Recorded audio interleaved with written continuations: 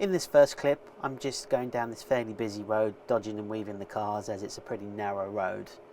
And I'm just diving into the pockets, and I just dive into a pocket here and to let this car through, and I get a wave. How nice.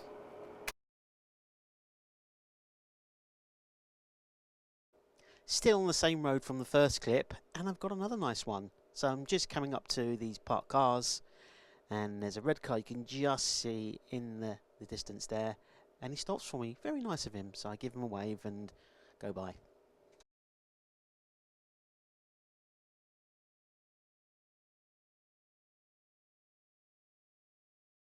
In this one I'm slogging up a hill with an obstacle, which is a van parked on the side of the road, so I already know that I'm going to have to be careful going around it.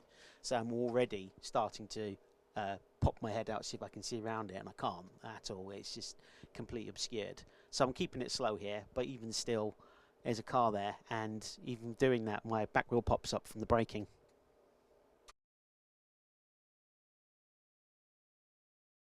In this clip we're going to see a cyclist. We're going to come up to this junction and we're going to just see the cyclist pop past us on the right hand side. Then we're going to follow him, so we're going to be going down right as well. So you might just be able to see him, and he's got a white helmet on, and we're going to follow him down this road. And here we go, I'm just going to cross over. There's no traffic here, so I'm lucky, so I can just bomb away. And I'm going to follow him down here, this nice bit of road, because this goes downhill, so I'm going to manage to get about 20 miles an hour coming down here. Doesn't look like it, but you go really fast down here.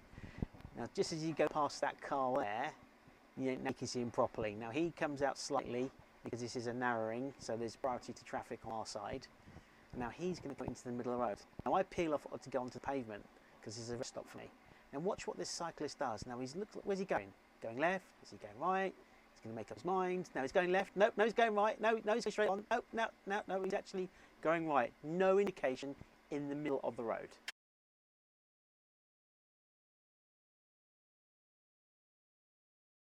This one's about judging of distance and speed. So again, I'm slugging up yet another hill, but this is one of my favourite ones because as I crest over this, I get to bomb down the other side. So I can hit 25, nearly 30 miles an hour coming down here. So as you can see, I'm just slugging up to the top right now.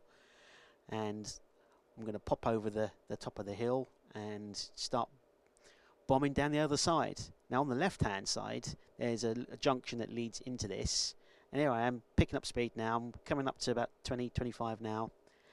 And just in the distance, to my left, a car pops out. And here's the first one, which is fine. It's just the second one. I'm not going slow at this point.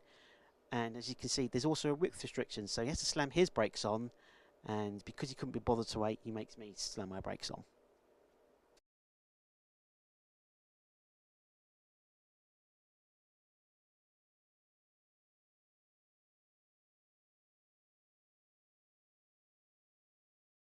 This is about being aware of your surroundings and pedestrians, not the van. The van was actually fine here. It's this little group here. Come up to this red light, and as you can see, there's a little red man over there, so the pedestrians shouldn't be going, they should be waiting. The guy in the corner there says, oh, I'm going to risk it for a biscuit, and goes anyway. You know he shouldn't, so he does at least hurry himself along. But this group here are nattering away, and they think, oh, hang on, I'll tell you what, maybe we should go as well. Oh, let's do it. And they do it at the wrong time. They get lucky because the lights don't change, but I mean, look, here you go, they've changed now. Why couldn't they have waited? This happens a lot here because it's actually quite a narrow road and very busy as well. So I'm bombing along, I'm not too slow here, I'm doing about 15, 17, 18 miles an hour, something along those lines. And as you can see, the cars are going past. And see, that's not too bad. I mean, the camera doesn't do it justice, he's actually quite far away, but this car isn't. And all it is to get in front of me just to slow down for the corner. It's like, why can't he do it properly? Look, there, this one's done it fine. Why couldn't the other one do it? This is about the flow of traffic and rubbernecking. There's a policeman on the right-hand side, and the white van decides that it's a good idea just to have a look and just delay everybody else. Why can't you just keep the flow of traffic? I think I'm going to call this courtesy corner. This road is the one that's from my previous clip right at the beginning, where cars just are really nice and stop for you. This again is courtesy corner, and this one's really nice. The lorry up there is actually indicating to go left as we sit on my side of the screen, and he actually waits for him. He actually just waves me over so I can get across, and he just blocks it away for me. It's absolutely fantastic. This one's about flow and courtesy. There's an Audi sitting there on the right hand side who decides to do a 3-point turn and just blocks the road. There was no need for him. He could have waited. There was completely clear behind me at the time. I don't get a thank you or anything. He's got his hazards on, and then he decides to turn left and doesn't even bother to switch his hazards off.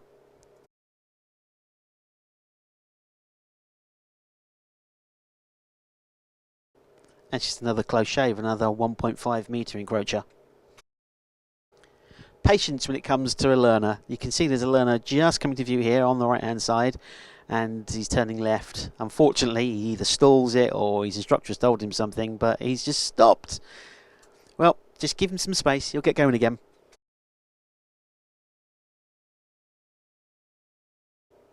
Coming up to a roundabout here in a reasonably narrow road, and there's a nice blue Audi that's driving a bus.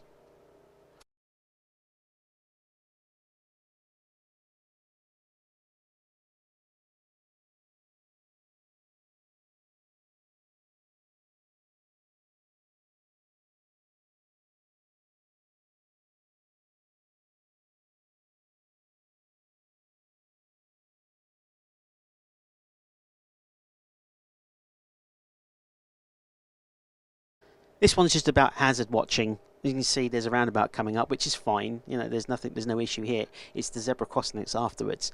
Now I can't see any pedestrians because there's a van blocking my way, so I'm already slowing down here, and the pedestrian just crosses. Now I can't tell if he's looked or not because the van was in the way, but you just have to be wary.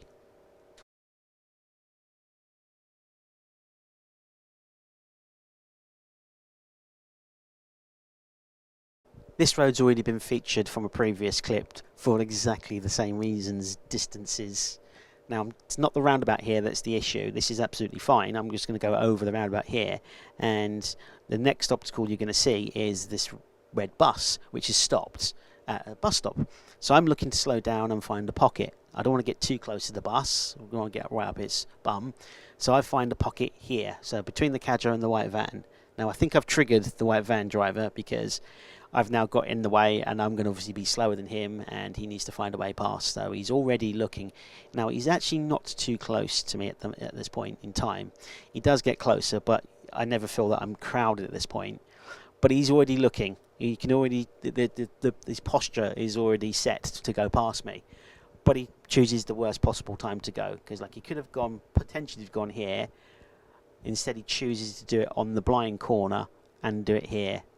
With a car coming, and makes it the worst, and then slams his brakes on. So he's slammed into that spot just to again slam his brakes on, so that I can actually again almost catch him back up again.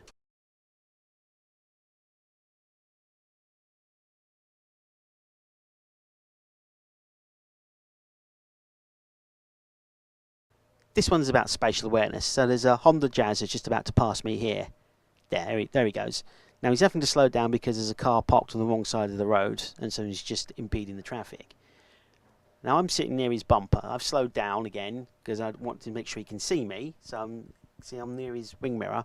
Now he's braking. So is he going right? I can't tell. He's not. I can't see his indicator, but he's actually going straight on.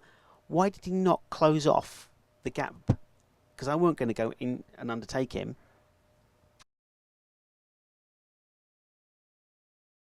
This is another one about spatial awareness. That's the same Honda in front, but it's not him this time. It's these two pedestrians you can see here on the left. They decide to not even bother to look and just pop out and go by. And then, just for measure, this guy decides to try and kill himself.